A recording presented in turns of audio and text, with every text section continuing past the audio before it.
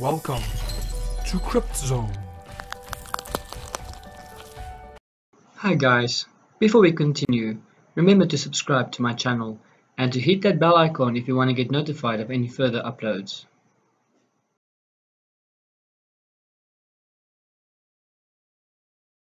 Hi guys, in December before Christmas, my car broke down. I was busy driving to my mom's house and the timing belt broke. Luckily, the belt broke while the car was in idle, so I didn't receive so much damage as could have been. So on my off days, I've been going home to strip the engine and see what's wrong with it and see what I need to replace. Now, this is part one of overhauling the engine.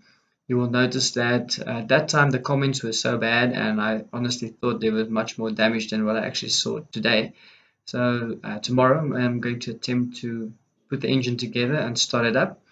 But for now, enjoy the stripping of part one and you'll see what actually happened. Hope you enjoyed the video, guys. Stay tuned to the end. Thanks, hey, cheers. Removing that bolt and this cover will expose everything that you need to see and give you access to everywhere you need to go. Okay, now that the timing belt is off, I just replaced the two bolts in their places so that I don't forget them or don't lose them. So I don't have a specific place to put them at the moment, so I'd rather just keep them on the component that they should be. It'll make it easier to reassemble. Now let's see if we can open up this entire side cover and take the timing belt out and see what the damage is in there. Okay, please note that if you want to take the rest of the side cover off, you have to remove this flywheel from the crank because it's hiding one or two of the bolts that I need to loosen to take the cover off. So unfortunately you're going to have to remove this wheel. As you guys can already see, this belt is already broken and jammed in there very badly. So we're definitely not going to use this belt again. And there's the bolt I was talking about. That was hidden behind the flywheel.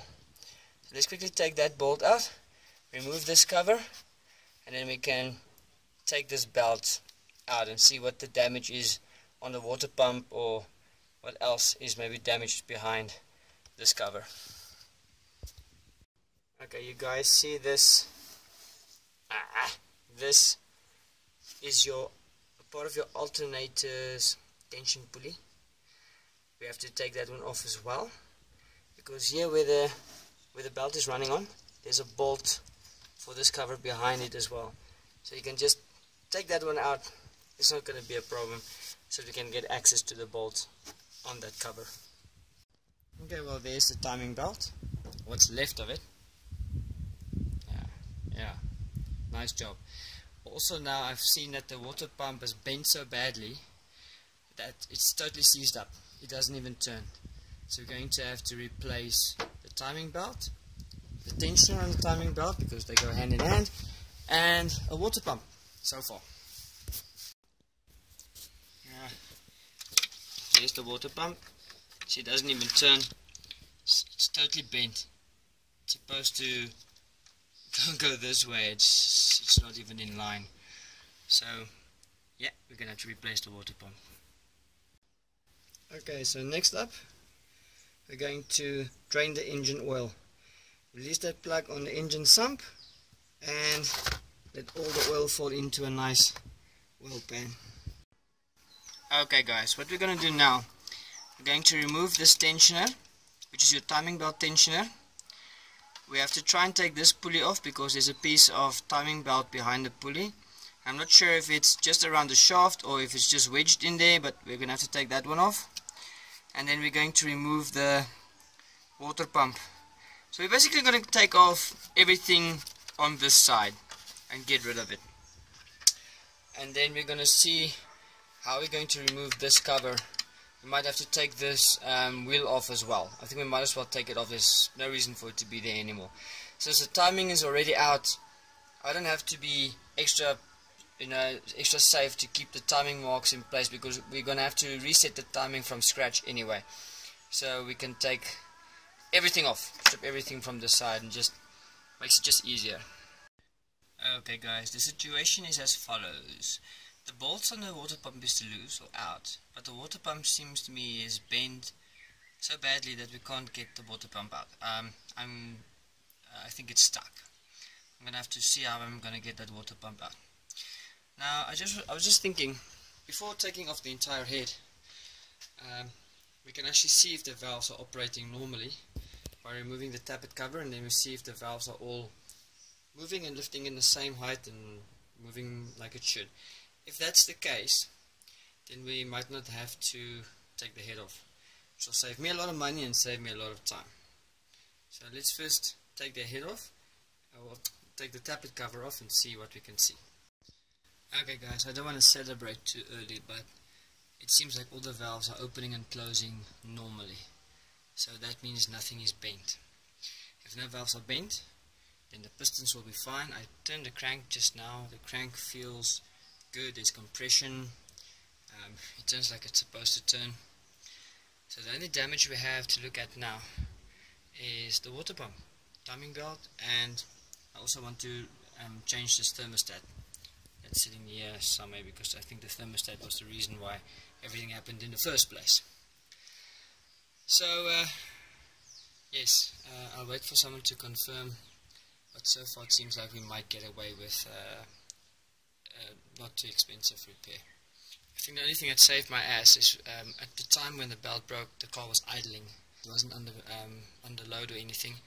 It was just idling. So maybe, and the moment it broke, I immediately switched off the engine. So hopefully that actually saved me a lot. Okay guys, I have to remove this entire engine mounting because I have to get access to that side and also to take this off, and I think I'm gonna fix most of the car before I put this engine mounting back anyway. So I'm gonna take this engine mounting out. Now, note that if you take this engine mounting out, the engine's gonna drop. So to prevent that, I placed a stand there, and I'm having the stand just underneath the sump, so that the weight of the engine can rest on top of the stand, so the engine doesn't drop too far, if at all. So that's just to make sure the engine stays in place, and it will also prevent extra damage and so on. So let's proceed to take this engine mounting off. Okay guys, after a little bit of a struggle, I got the cover off that was around this pulley that was actually hiding away the thermostat. So I'm going to remove the thermostat now so that we can see what the thermostat looks like. And also, now that I've got nice space on this side, I'm just going to see that bolt where the engine mounting is mounted to is looking like it's getting stripped. It's extremely difficult to take it out. I think they put Loctite on there, and so I'm so scared of breaking it or totally stripping the head. So before I continue with that, I'm going to see if there's not something else I can do to get that bolt out, because I have to remove this whole engine mounting so we can have better access to the water pump to see if we can get the water pump out. So it's going a bit difficult. It's just frustrating, that's all. Okay guys, so as you can see now, everything is stripped off on this side. You've got clear access to your water pump, the crank pulley, and the top. This is where the thermostat was on. So I'm going to get a new thermostat. So for now, we are going to attempt to take off that pulley to get that piece of timing belt out there, and we're going to attempt to take the water pump out. Then we'll see what it looks like on this side. So the good news is I got the piece of timing belt out from the pulley. So the pulley is clear, it's turning nicely, doesn't look like there's any damage there. The water pump is still an issue, I can't get it out. I'm just waiting for some backup and then we'll remove it. And then everything on this side also looks quite good. So yeah, if I can just get that water pump out, then we'll assess the damage further. But I think no, I'll just stop there.